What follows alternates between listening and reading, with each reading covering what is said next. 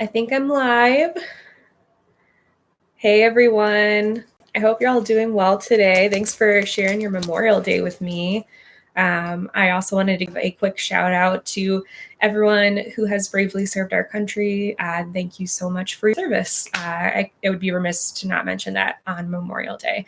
Hello, everyone. My name is Maggie Ann Martin, and I'm a young adult author. So I have two books that are out currently. The first is my first novel is The Big F, and it follows Danielle, who is going to be a freshman in college, but finds out that she has failed her senior English class as a high school senior and doesn't get into the program at college that she thought she was going to be enrolled in. And so it's about her kind of navigating that failure and figuring out what she wants to do with the rest of her life. And then my second book is called To Be Honest, and excuse the little Post-it notes. I'm going to be reading from it later on here. But To Be Honest follows Savannah, and she's a plus-size teen who is in her senior year of high school, and she is experiencing living at home alone with her mom for the first time when her sister and best friend goes off to college. And her mom has just gotten off of a weight loss reality TV show, kind of like The Biggest Loser. But for copyright reasons, I can't call it The Biggest Loser. It's called Shake the Weight. And it's really about Savannah being confident in her own body and her own skin and kind of grappling with the idea that her mom is not. And so it's definitely a struggle between the two. Hey, I see some comments. Awesome. I'm glad that there are other people online. Also, if you see anything furry popping in the side, it's my Chihuahua Millie. My sister isn't here to try and wrangle her, but she really just wants to be next to me, which is cute, but also kind of annoying. So there she is. Yeah. If you see her, that's what's up. So really, before I jump into it too, I wanted to give a shout out to my literary agent, Allison's, and she is wonderful. I don't know why I said Allison's plural. Allie. Gosh, I was like combining Stimola with Allie. Okay. She works at Stimola Literary Studio, and they are putting on this wonderful event where their clients are getting to read from their books and talk about what they are passionate about, which is really awesome. So if you haven't subscribed to their YouTube channel yet or taken a minute to kind of check out what other authors have been producing and putting out on this channel, it's been amazing so far, and I know there are even more to come. So definitely subscribe so you don't miss out on anything great, and maybe I'll be doing one of these again. So who knows? Stay tuned. I know I teased a little bit on my socials that towards the end here, I will read a little bit from my new piece that I've been working on. And full disclosure on that one, you know, this book is a work in progress. This scene could definitely change in the future. It's not final by any means, but I just kind of wanted to give you a flavor of what I was working on and maybe get you excited about the project a little bit. So yeah, I will start getting into it really. So a big part of To Be Honest, and really what I like to imbue in everything that I write, is body positivity and being truly fat activist. And so just to get something out of the way, fat to me is not a bad word. It's a descriptor, and it's a word that people who are fat are reclaiming as just an adjective to describe them. And so I use the word fat pretty regularly. Even the slogan or the tagline for To Be Honest is, newsflash, fat isn't a bad word. And so I really firmly believe in that. So since this is such a big thing that I like to talk about in my books, especially in To Be Honest, and this book that I'm going to give you a little sneak preview into, I just wanted to give everyone a little refresher on what my definition of body positivity is. And to me, body positivity is recognizing that your worth is not tied to your physical body. And it also is accepting of every weight, ability, gender, race, sexuality, and age. And it's also advocating for all types of bodies to be treated with respect. And for me, when I talk about body positivity, I'm completely separating diet culture out of the conversation. So that's just a little bit of a prep for where I'm coming from when I talk about body positivity and fat activism when it comes to not only my books, but other YA books that I think are doing a great job. I only ever really talk about things like pieces that I feel like are doing a good job. So if you hear me talk about anyone on this live stream or ever, it's probably because I'm singing their praises. So anyway, something I also wanted to address is there have been a lot of sorry, that was Millie. There's been a lot of instances in the news lately of different not so body positive or anti-fat rhetoric in the news lately. I think one that really took the internet by storm was when Adele showed off her photo where she had very obviously had lots of weight loss. And she herself hasn't commented on any of it. She just posted the picture and said, hey, glad to be back. She hasn't talked about her weight, but it has definitely been a huge conversation across multiple communities, especially in the body positive community. And so I have some resources down in the description below. I found this great article by it's an account called Your Fat Friend, and they have a wonderful Instagram that I recommend that you follow. It's just Your Fat Friend on Instagram, and I believe they have a Twitter as well.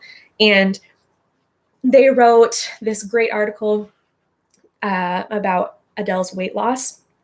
And I just wanted to read this little quote from it because I think it kind of encapsulates how I feel about the conversations that are being had around it. So the article said, this public conversation about one singer's weight loss is a teaching moment, but only if we learn from it. We can do better by one another and by the celebrities we say we love. We can let people in our lives, famous or not, tell the stories of their bodies only if and when they want to.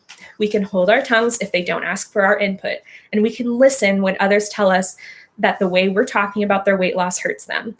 And so just from that quote, it really described or really resonated with me in that a lot of times when people very visibly either lose weight or gain weight, lots of people comment on it, whether it's positive or not. And I think it was a really good reminder that even if, no matter what camp you're in, if you think it's great that she lost weight or you don't think she should have lost the weight, ultimately it's her body and she gets to decide what she does. And it's not for us to comment on until she shares her story.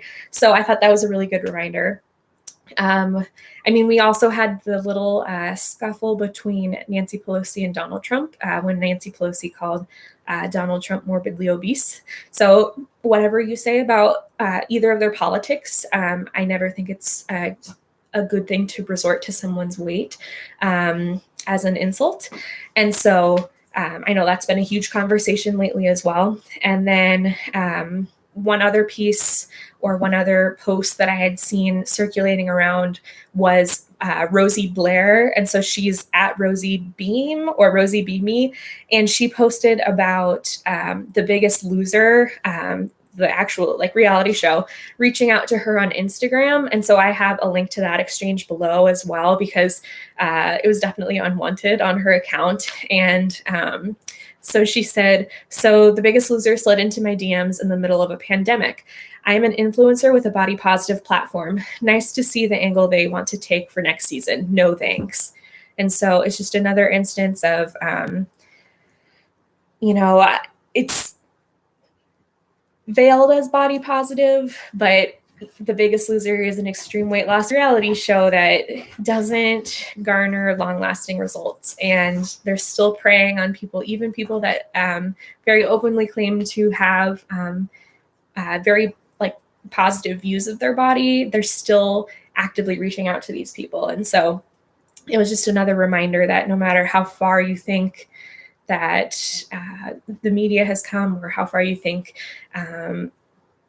TV shows have come in fat representation, there's still a lot of work to be done, which is why I'm super happy to be writing stories about confident and beautiful plus size people.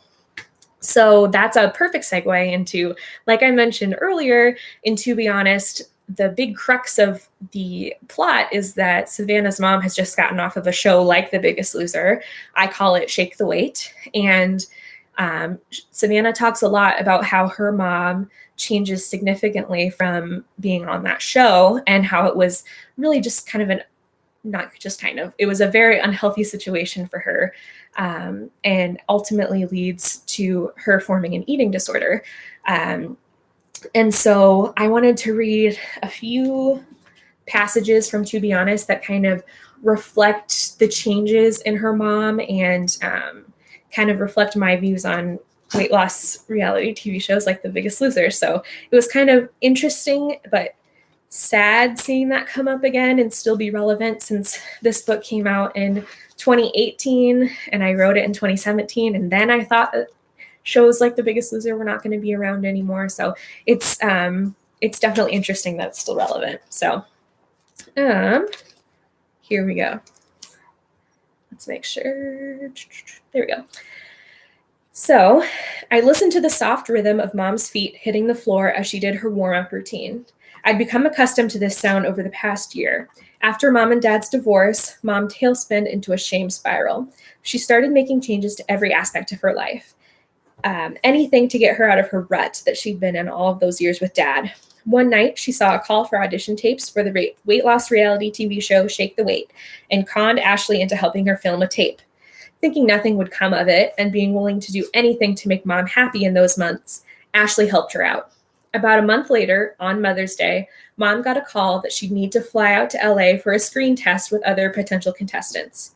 2 weeks later, she was packing a bag to move out to LA, and we were packing our bags to stay with our dad and Sherry for the next 2 months.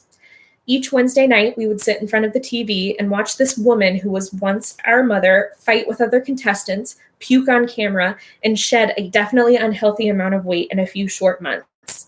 She started praising the woman who barked orders at her, pushed her until she passed out, and caused her emotional damage she couldn't see happening to her. There is a reason people on those shows aren't allowed to call their family members while they're filming. Everyone would convince them to run from that place as fast as they could. Now, Mom inhabited a new, smaller body after rigorous exercise and plastic surgery to remove some excess skin. I knew she was the same woman, could recognize her voice and her eyes, but everything else about her had changed. She had a one-track mind to count calories, follow to-do lists, and repeat the mantras that they had ingrained in her on Shake the Weight. She fixated not only on every little thing that crossed her lips, but mine as well. And so really, I wanted to show just how much it mentally affected her, and how much it was affecting Savannah to see her mom go through this as someone who had become comfortable in her own skin and was really working on loving herself, and having to see someone that she considered to be a role model going against or back on all the things that she thought she knew about how to love your body and how to respect your body, was definitely difficult for her. And so I have another little portion that I was going to read from, and this is about, at this point, we've seen Savannah's back home with her mom after the show, and Shake the Weight is coming to do a check-in a year after the show has wrapped. And so she's bringing up to Savannah that there will be a film crew in their house, and they're going to ask her some questions about the experience and what it was like to see her mom go through that. So she's kind of presenting this idea to her right now. Okay. Her mom says, "As you know, it's been almost 6 months since my time on Shake the Weight," she said when I reached the foot of the stairs.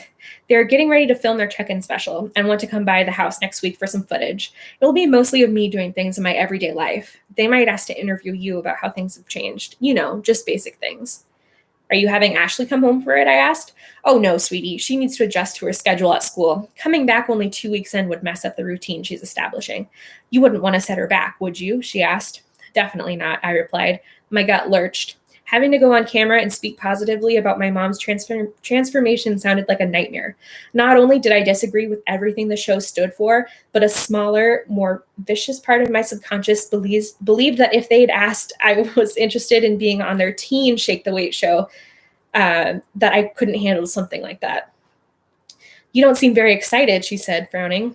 It will be great for our community to be featured again. You know how I feel about this show, Mom, I said.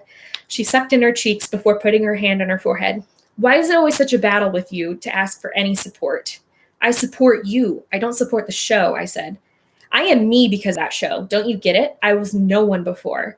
Now I'm someone. I can finally be my true self. Isn't that something worth celebrating? She asked. You were someone to me, I said quietly.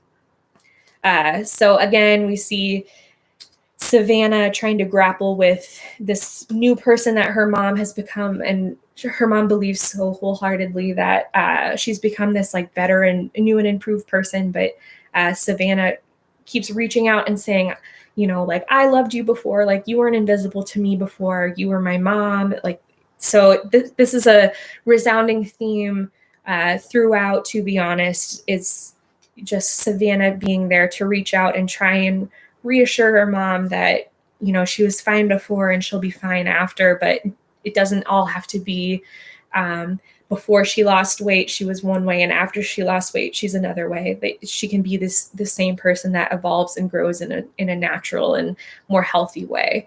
So yeah, that was two of my hardest scenes to write, because it's at the very beginning before Savannah really finds her voice and like actually starts maybe confronting her mom a little bit about these things. And so she feels like she needs to bite her tongue a little bit. So those were harder to write because the person inside of me obviously wanted to just kind of smack some sense into her mom, but that's wouldn't make an interesting story, would it?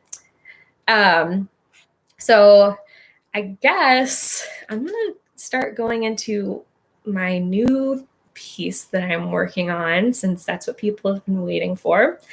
So if anyone saw my tweet, like at the end of April, I asked if anyone would be interested in reading a story about a plus-size ballerina who kicks ass and takes names. And I got a resounding yes from people all over Twitter. And so I want to read a little bit for you from that piece. And again, like I said earlier, none of this is final. None of this is like a final edit because it's not a real book yet. So this is just, could be cut eventually. This is just so you can get a flavor of it. So just to get you prepped for this story. So when I was writing this, so when I wrote Savannah, and to be honest, I knew that she was comfortable in her skin, but she was still kind of working on her body positivity journey. She was still unsure about a few things. So she was kind of in the middle of her journey. And I knew when I wrote whatever next character it would be, I would want someone to be very firm in their journey, not only with their weight, but with their sexuality. And I also wanted to show a relationship with parents that were extremely supportive, since, and to be honest, it's very much not that way. And so I wanted to explore a dynamic where she has the full support of her parents. She is completely who she wants to be and is completely herself all the time. So it was super fun to write this character. Her name is Harriet, and she has fiery red hair and is super sassy. I love to write a good sassy character because I feel like I'm not sassy in real life, but I can put some sass down in writing. So Harriet is fat, she's queer, she's outspoken, and she's encouraged and applauded by her parents to be all of those things. But even though she has that support system from her family, that doesn't mean the rest of the world sees things the way that they do yet. And so even Ivy, who is Harriet's biggest rival, so they're both they've both been trained in dance from being wee little tots. So that's another thing about me. My background, I danced from the age of 2 or 3 to about 14 or 15, and I danced competitively. So it was a huge part of my life. And so it's been really fun to kind of dip back into that world of dancing. At the end of my training, I focused mainly on ballet and pointe. So this is like right up my wheelhouse. And so as I was saying, Harriet's biggest rival is named Ivy, and they are both competing for the coveted role of Sugar Plum Fairy in their dance studio's production of the Nutcracker. So it's kind of the big pivotal role for a senior that's about to graduate and either like go into a dance conservatory or go to college. And so really it's neck and neck between both of them. They are kind of the standouts of the class, and each girl really begins to get competitive with one another, just trying to kind of get in each other's heads before the auditions. And so when this scene happens, they've just kind of been doing little things to try and like show off to each other. Another full disclosure on this draft, that they secretly, all of this like fighting and rivalry is rooted deeply in some secret like crush feelings as well. So it's been really fun to write that tension as well throughout. So this is kind of the first time that they're really acting on their little rivalry. So sweat is dripping from places that I didn't know I could sweat as I make my last pass across the floor. Kieran yells out for me to elongate my neck, extend my arms, look effortless. My skill as a dancer comes from my pure power. My leaps are consistently the highest from the ground. I can fouette until the end of the world, and I have the stamina to perform extremely difficult combinations and routines. But where I lack, in the effortless grace and posture part. Harriet, watch Ivy. See how she lifts her arms like, ah, yes, Ivy, just like that. Arjun peered at me, anger clearly on his face. I tilted my head to try and telepathically signal, it's whatever. He must have gotten it because he dropped his eye contact. Arjun's her best friend. All right, let's practice the Dewdrop Fairy variation today, Kieran said. Dewdrop was like second runner-up to the Sugar Plum Fairy behind the Snow Queen. I know it sounds petty, but I have been in our studio's production of the Nutcracker since I was 6 years old, and I was a gingerbread. I've seen role selections send students and parents alike into tizzies. I've seen friendships end over who was crowned Clara over the other girls, and Claras are usually 11 or 12. Arjun, you're free to go back into the studio and practice the Cavalier variation, Kieran said. Lucky Arjun, he pretty much had this role in the bag. I gave him a sad little wave as he left and waited for Kieran to start the music up. Ivy and I both rushed to the front of the room to start the variation and make sure we were both in the first group. There was this electric, hatred energy zinging between the two of us, and I could barely concentrate on the steps. I felt myself adding in unnecessary steps here and there, turning my head in the wrong direction, all silly mistakes that I shouldn't be making at this point if I want to impress Kieran before the auditions. We almost reached the end of the song when I saw a figure in my peripheral vision suddenly become very close. Before I had time to slow down, Ivy had completely toppled into me, knocking me off the blocks of my pointe shoes and almost twisting my ankle in the process. I whipped around to face her, but she was down on the floor. Why did you slam into me like that? She asked, dramatically gingering her foot. I didn't slam into you. You slammed into me, I said. You messed up. You went the wrong way on your jeté, and at the end, you ran straight into me. Now my foot could be broken. But I didn't. Ladies, let's not argue, yeah? Ivy, come sit out if you need a moment to collect yourself. Group 2, let's go, Kieran said, clapping. Ivy bumped into my side as she walked past me, a tiny smirk on her face. Oof, I could just knock that smirk right off of. Harriet, move out of the way for Group 2, Kieran shouted. I scurried off to the side while my rage simmered. I sent hate glares across the room to Ivy, who refused to look anywhere but at the dancers performing the variation. I dared her to look at me. She'd know just what level of DEFCON pissed I was. I wondered if Mom had seen any of this play out, or if she was still engrossed in her latest female-driven thriller. Once she got hooked on the girl on the train craze, she hadn't looked back. She actually cherished her Wednesday nights at the studio, saying that she always got her best reading in, and got to see me dance, of course. My eyes slid to the window to see Mrs. Chen's eyes fixed on Ivy, with a sour look on her face. I could go an entire lifetime without waiting for Mrs. Chen's gaze. I looked away quickly and tried to focus on my variation as my group prepared to run through it again. With each turn of my head and arms, I pulsed with perfection. I needed to prove to Ivy why I was still the biggest threat. Because I was. I was damn good. And if she truly wanted to play this game of psyching each other out, she had no idea what kind of war she'd started. I was ready to show her that I wasn't an easy target, that I wasn't going to back down. Great class. I'll see you all tomorrow, Kieran announced. Everyone picked up their water bottles from the front of the room and started ripping the bobby pins from their buns as soon as they crossed the threshold of the studio door. Arjun sat next to my mom in the middle of the lobby when I turned the corner, and they both waved at me. You will not believe what just happened, I told them both. Just as I was about to launch into my story, I felt a presence behind me that made my tiny neck hairs stand on end. I hope you're happy, Mrs. Chen said.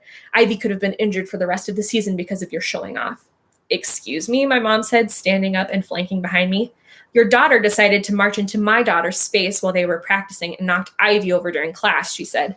It was an accident, I interjected, even though technically her daughter had purposefully lunged into my space. You need to be more careful about whose space you're encroaching on while you dance. I don't want to see this happen to any other girl. Hold on a minute, my mom started. Harriet already said it was an accident. This isn't something that's ever happened before. Are you trying to suggest that my daughter is a danger to the other students because of this one freak accident? I'm saying that she takes up more space in class than any other student, and I don't want this to happen to anyone else, she said. Icy pricks trickled down my spine, and I felt my entire body turn numb. My hearing started to go fuzzy, and I instinctively bent my knees to keep myself from passing out. Here's the thing about being fat-shamed. No matter how okay you are with your body, nothing can prepare you for a moment when someone in your real life treats you as less than because of it. No matter how much I touted that I couldn't be affected by what anyone thought of me, when blatant hatred was spewed, it still sent me reeling. Arjun wrapped his arm around me instinctively, knowing that I would be on the verge of a meltdown. Mom stepped forward with a fierce determination that I'd never seen before. Mrs. Chen seemed to become 2 inches smaller. She can take up her damn space, Mom said. This was an accident, and for you to suggest otherwise is downright ugly. What are you teaching your daughter about problem solving, coming over here and attacking a child like this? I suggest you leave now before I file a formal harassment complaint with Kieran in the studio. At this point, everyone in the lobby was looking at us. If there was ever a secret lever that I could pull that would open up the floor and shoot me down a giant tunnel, I would want it now. I wobbled on my feet a bit as I attempted to turn away from the crowd, and Arjun supported me, keeping me as firmly at his side and almost lifting me off my feet. Ivy stood in the corner watching us, with tears brimming her eyes. I didn't know if they were embarrassed tears or tears from feeling guilty, but it almost made me want to go over and forgive her. Almost. Let's get the hell out of here, Mom said, grabbing her purse and motioning for Arjun and me to follow. Okay. So that, again, is kind of a super serious part. But like I said, like Harriet is obviously in a different space than Savannah was. Like she is like very confident in her own skin, but you can never predict if and when someone out in the world says something that can still send you reeling. It can be any kind of little comment that can still send someone reeling. And so it's just also a reminder, like, no matter how positive people are, no matter how positive you are, it's okay to kind of have those moments where things can still get to you and things can still be hurtful. But I did want to mention that, like, I still promise that I also sprinkle humor into my stories. So I think there were like a few glimmers of moments that you saw, like some humor. And I think that life is a mixture of both happy and sad and funny, all of the above. And I really try to reflect that in my writing too. So I thought I would read you like a little bit of a funny, like happy scene so that we could feel a little better about what we just witnessed. So this is, again, towards the very beginning. So Harriet's best friend is Arjun, and he's a male dancer, and he and Harriet have been dancing together since they were little as well, and they're best friends. And so they frequently will like drive to dance lessons together. And so this is them on their way to dance, and they're going to make a little detour. Okay. Ooh, let's stop at the gas station. I want an icy, Arjun proclaimed as we got closer to my house. And ruin your appetite from my mom's gourmet vegan cooking? To prepare my body for the eventual starving I'll be doing when I hate the vegan cooking, he said. No shade to your mom, but no one can make vegan food taste normal. Then we better get some beef jerky while we're there too. I went to the back of the store where I knew our favorite brand of jerky sat while Arjun filled up his red icy. He was the only person I knew who intentionally sought out the red kind rather than only using it when the blue ran out. I joined him at the icy machine and waited until he was done to walk up to the cash register. I'll get it, I said, reaching for my wallet. No, I'll get it, he pushed back, moving in front of me. The girl behind the register smiled at us. My boyfriend and I fight about who's going to pay all the time. Oh, we're not dating, Arjun rambled. Harriet likes ladies. That was the weirdest way you could have phrased that, I said. Arjun also likes ladies. It sounds like you like dudes. Now that all of this is out in the open, do you want to buy us our snacks? Yep, so on it, he said, pushing our items forward on the counter. The girl wrinkled her nose, clearly uncomfortable by our oversharing, but continued to check us out. Arjun fumbled with the icy in his hand, and I placed my hand over his, taking the drink. He is the most easily flustered person I've ever met, and I knew that he had been replaying the conversation in his head a million times since the words came out of his mouth. His hands continued to shake as we walked out to the car. Holy shit, did I just out you at the stop and gas? He asked. A tiny bit, I said, holding up my fingers. Thankfully, your girl is very out in the world. At this point, I should be wearing a gay secret club lapel around to keep people from getting confused. So that's another little portion from it. Who knows? Again, full disclosure, I don't know if any of this will stay in or if this will even become a real book, but it's been super fun to write. And so I just wanted to kind of share it because it's been making my heart super happy lately. And I hope that it makes everyone's heart happy someday if and when it becomes a real book. So I did ask on my different social media channels for some questions if anyone had any. So either you can write questions right now in the chat if you have any, or I have some that you all submitted either from Instagram or Facebook that I can kind of start working through right now. So I'll just start with one that I had already gotten. So one is, what's your favorite podcast that you've been listening to lately? And so a new podcast that I've been listening to is called The Fat Friend You Never Had. And it's a new podcast by Abby Bible. I don't know if that's her real name, but that's the name she uses on Instagram. And the description of the podcast is a podcast about understanding what it's like to live in a body that isn't yours. And so it's been really interesting. She doesn't just have plus size people on there. She has all different kinds of bodies represented when she interviews people. So it's been really interesting learning more about living in a body that's not like mine. And sometimes she interviews people who do live in a body like mine. Sometimes it's people outside of my experience. So I feel like I've been learning a lot. And she sprinkles in a good dose of humor here and there. So I always appreciate that as well. So that one.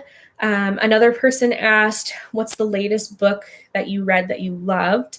And I finished listening to I Wish You All the Best by Mason Deaver on audiobook, and I loved it. And it features a non-binary main character named Ben, and they tackle a lot of normal day-to-day teenage things on top of coming out to their family as non-binary.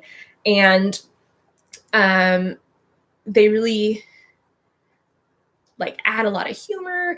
Again, I love the mix of deep topics and humor. And so I think Mason Deaver does a wonderful job with their main character, Ben. And I highly, highly recommend it. The audiobook was great, but I've heard also that just reading it as a normal print book is awesome too. So I Wish You All the Best by Mason Deaver. How are you staying motivated through quarantine was another one. And that's another tough one. I think this is something that a lot of people are struggling with right now. Give me a thumbs up if you're also struggling. But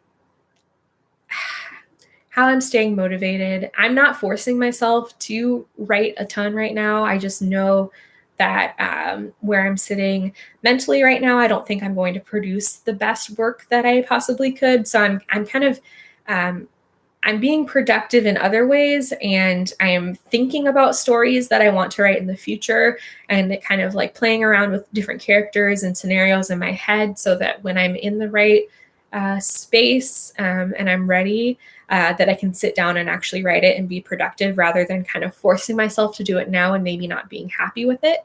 And I think that's something that like some people have been taking this time to write a ton and love what they've written, and some people haven't written a word during quarantine, and I think it's completely different depending on the person.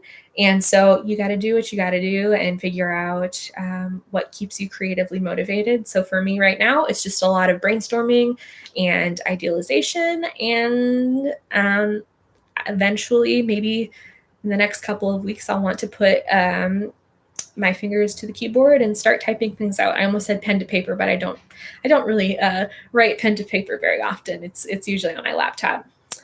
Any other questions? I don't see any coming through on the chat. But there was a question that I got on Instagram. Oh no, this one was on Facebook. What's a topic or aspect of fat representation that you wish was touched on more or done better? And for me, I think it's important that we keep telling lots of different stories with fat main characters and side characters that present them in ways that are more than just kind of like the quirky sidekick or the person that helps the main character like find their passion. And so I think any story where the main character is fat and it's not like them trying to lose weight isn't the whole plot of the story. I think any story that we can tell like that is great. And so that's what I would like to see done more often in terms of fat representation. Any other questions? I think those are really all of them that I had, unless anyone has any questions on here. I'll give you guys like a minute or so before I wrap things up. But if I don't get any more questions, I did want to let you all know that I do have links to the articles that I talked about below, and I will add also the link to the podcast that I spoke about. And if anyone would be interested, I could. I have been toying around with the idea of creating a blog post that involves a lot of what I like to listen to or read in the body positive space. And so I could also do that and link to that once that resource has been created. So it might be down in the link below if you're watching this after the fact. And yeah, so this is something I'm really passionate about. And so if anyone has any other questions, feel free to leave it in the comments below, and I will try my best to answer all of them. Oh, there's a question. Oh, yep. There we go. So do you base any characters on people you know in real life, or are they mainly made up?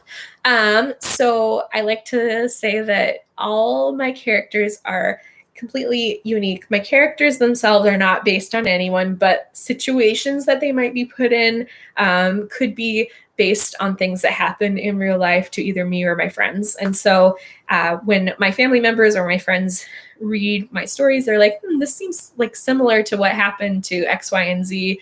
And I'll say, yeah, so I call that a reality kernel or a reality nugget that I take and just kind of explode it and make it a lot more dramatic than what happened in real life, or take a part of something that happened to me or someone I know and use it as inspiration. So sometimes it's based on things that have happened to me. Sometimes it's just stuff that my brain comes up with on its own. But every character, I would say, is completely just made up, not based on anyone, but situations definitely could be based on things in real life. And I think all of the main characters that I write, since I mainly write in first person, they are a lot of me. So a lot of myself comes out in those characters, but I wouldn't say they're based off of me. I would just say they have a lot of similar views that I do, but definitely not based off of me. Great question. Cool. So I'm at about the 45-minute mark. So I think I'll just wrap it up a little early and give everyone like a few more minutes in their day to celebrate Memorial Day with your family, and hope you're all staying safe and staying healthy.